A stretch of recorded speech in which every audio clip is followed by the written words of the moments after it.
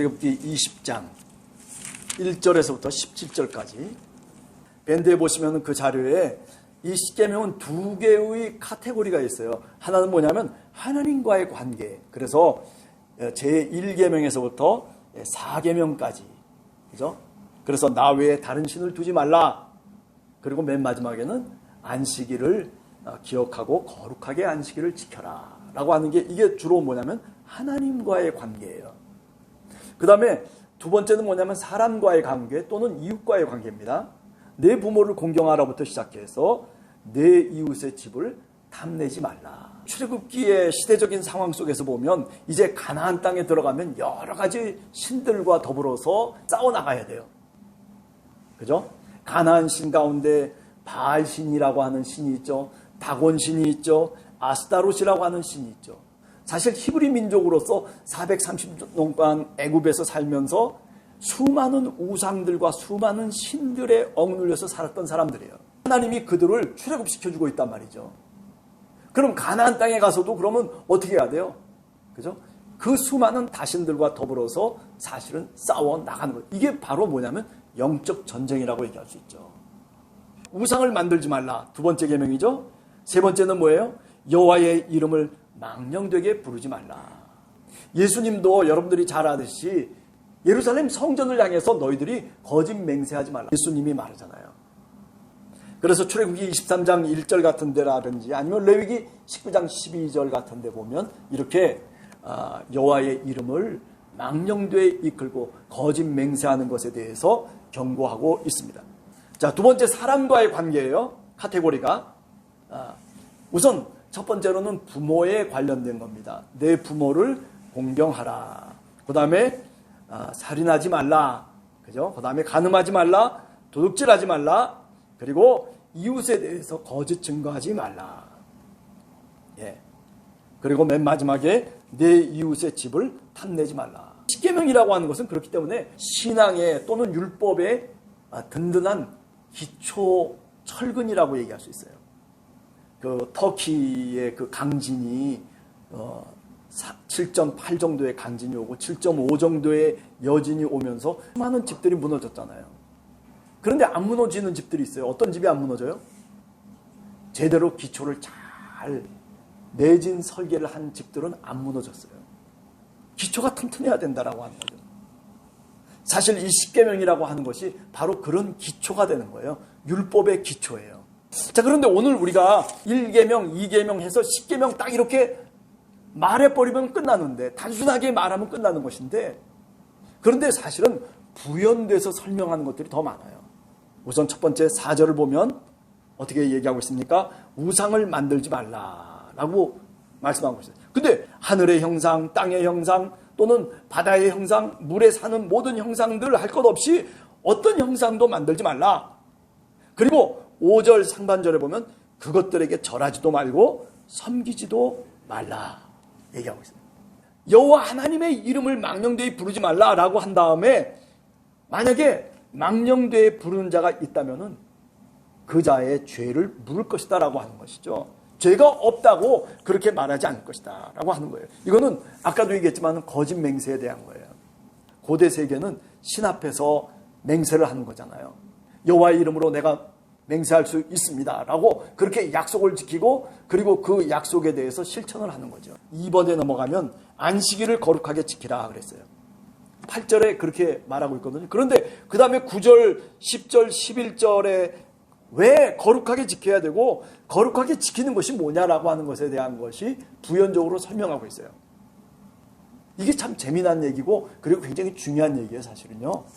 자, 9절에 보면 엿새를 힘써 모든 일을 행하라 그렇게 얘기하고 있어요. 이것도 계명이에요. 안식일 계명의 하나라.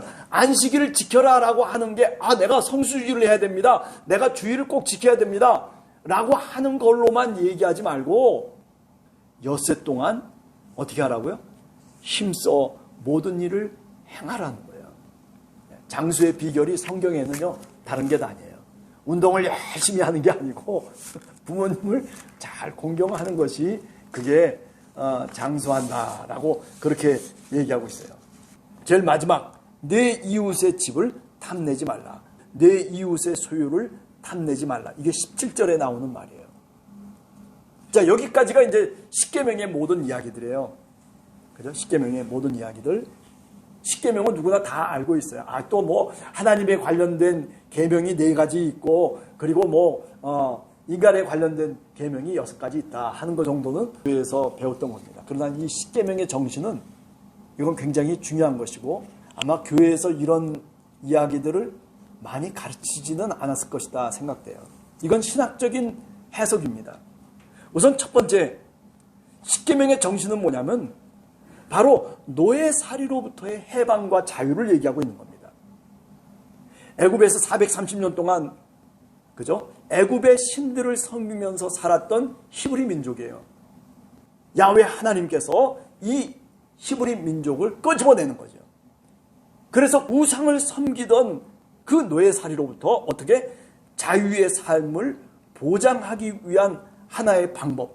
그게 바로 출애굽이고 오늘 이 출애굽의 목적이 지금 여기에 있는 거예요. 그러니까 십계명의 정신이라고 하는 것은 해방과 자유예요. 우리가 생각할 때는 이 계명을 안 지키면 이렇게 되고 그렇지 이렇게 지켜야지 저렇게 지켜야지라고 하는 그 율법으로만 이렇게 생각하고 있는데 그런데 사실은 2절로부터 출발하고 있어요. 그 배경이 그렇게 돼 있는 거예요. 그 참된 자유라고 하는 것은 바로 하나님의 선물이고 그리고 하나님의 은혜라는 거죠. 그래서 두 번째 보시면 참된 자유를 위한 하나님의 선물과 은혜가 뭐냐면 바로 십계명이에요. 하나님을 올바르게 섬기는 것으로부터 출발하는 것을 자유로 삼고 있다라고 하는 것을 우리가 알 수 있는 거죠. 어떻게 우리가 이 십계명을 지켜나갈 수 있느냐? 억지로 우리가 이 십계명을 지키고 내가 이렇게 안 하면 나에게 이런 화가 미치고 내가 이렇게 하지 않으면 내가 안 되기 때문에 그래서 내가 십계명을 지키는 것이 아니라 해방과 자유를 약속하시는 하나님을 향한 감사의 마음으로부터 우러나온다는 거예요. 마틴 루터가 1529년에 대교리 문답서라고 하는 걸 썼거든요.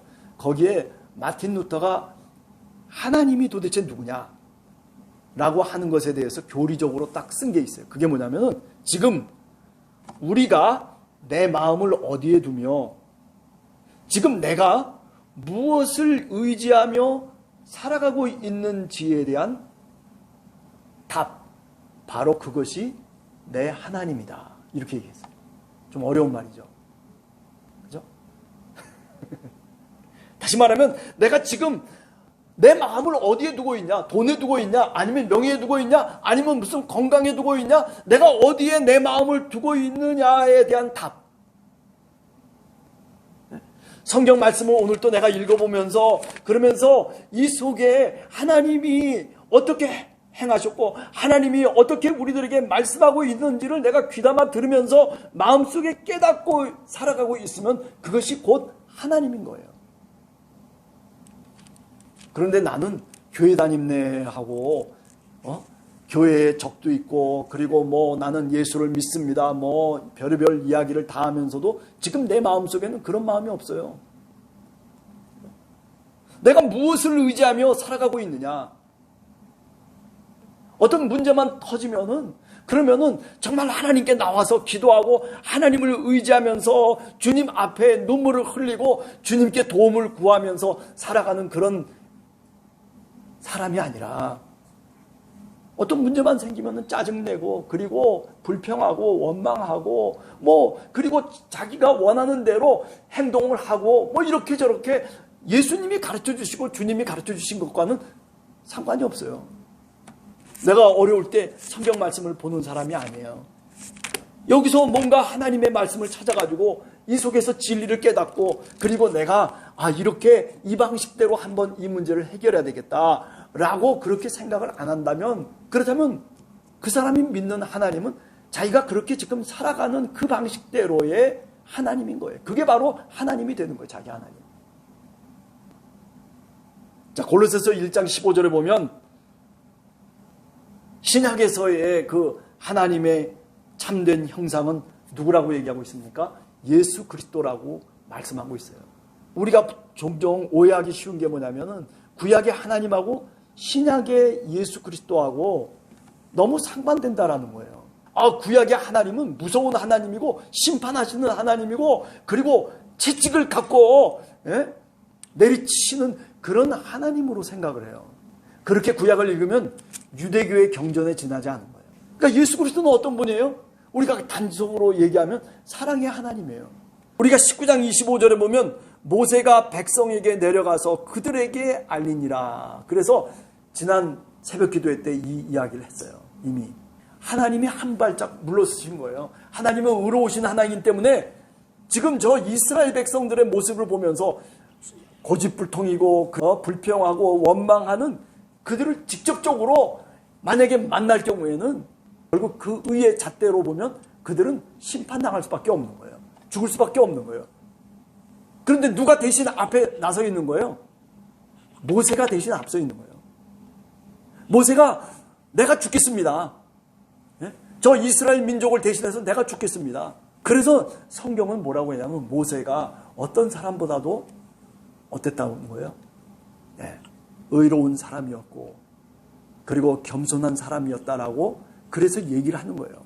그러니까 이 모세라고 하는 중보자를 하나님께서 택하시고 이를 통해서 하나님이 얘기하는 이 방식은 이것은 하나님의 의로움을 보존하는 방식이에요.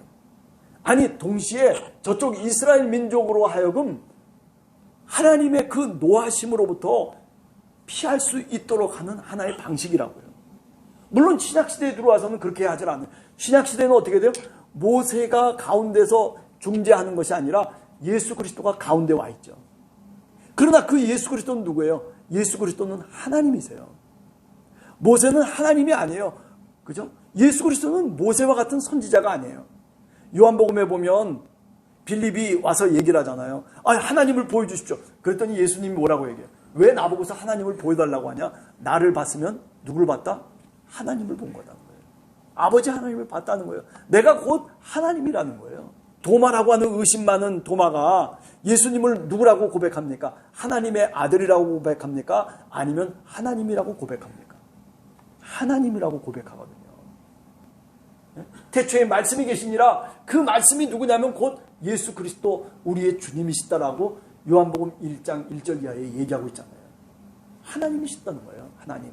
지금 여기 모세가 이 이스라엘의 중간에서 사실은 이리저리 이스라엘 민족을 이끌어가고 있는 우두머리로서의 역할을 하고 있다라고 하는 것은, 중보자로의 역할을 하고 있다는 것은 결국 뭘 의미하는 거냐면 하나님의 사랑을 의미하는 거예요. 하나님이 그렇게 만드시고 하나님이 그렇게 이끌어 가시는 거예요.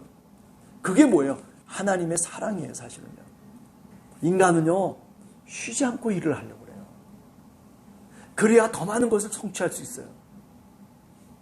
그런데 안식일을 지켜라. 십계명의 정신은 뭐냐면은 하루를 포기하라는 거예요. 만나가 하늘에서 떨어질 때에 하나님께서 모세를 통해서 이스라엘 백성들에게 그 만나를 어떻게 수집하고 어떻게 간직하고 그 만나를 먹어야 되는지에 대해서 하나님이 모세에게 가르쳐 주시잖아요. 너무 많이 걷지 마라. 그러면 썩어버려.